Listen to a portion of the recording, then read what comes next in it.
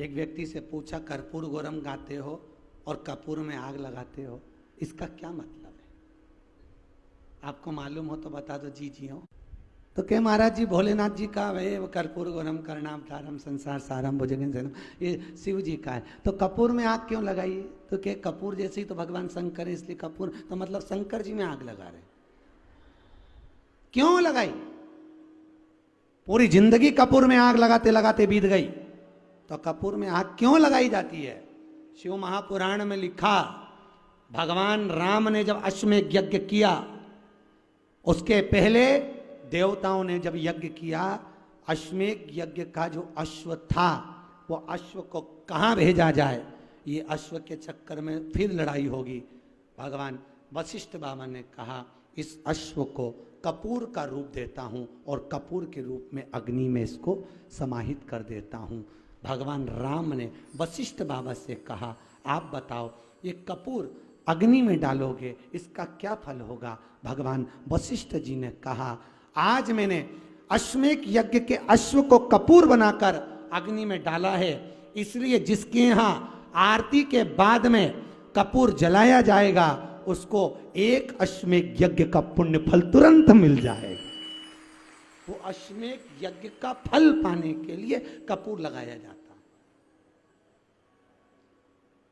और वो एक क्षण के लिए लगाया जाता है। जब तक कपूर जले तब तक थाली को नीचे नहीं रखा जाता, ये नियम है।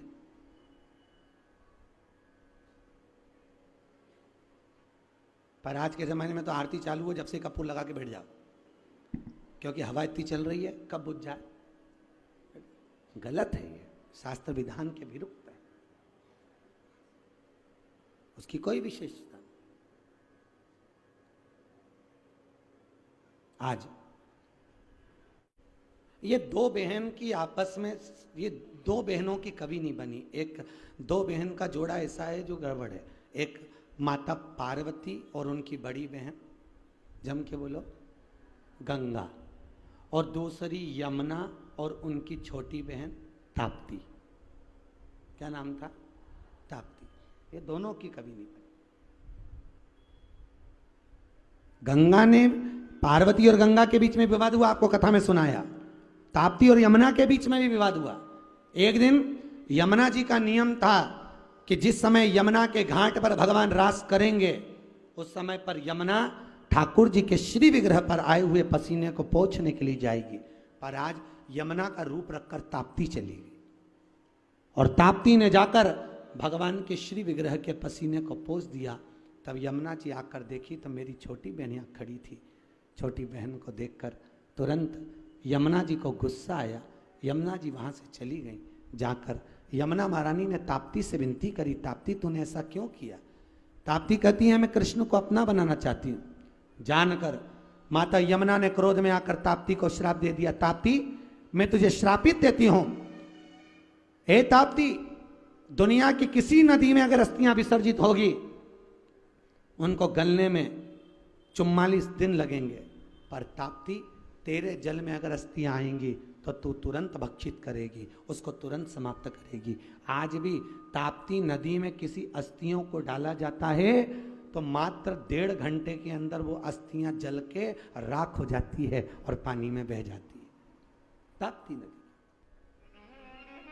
और आज के जमाने में जितना जितना जितना जितना जितना जितना डूबो,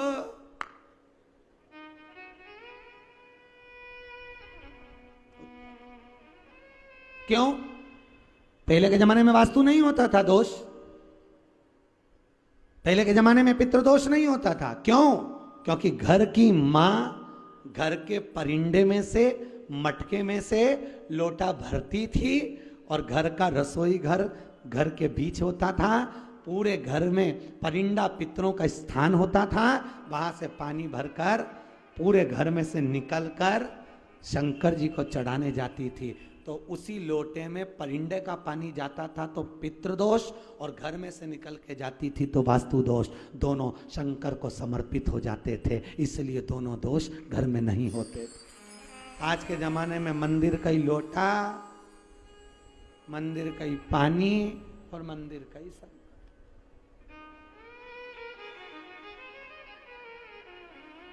प्रयास करो, एक नियम आप भी चालू करो कि मैं अपने घर से थोड़ा सा पानी लेके भगवान शिव को चढ़ाऊं।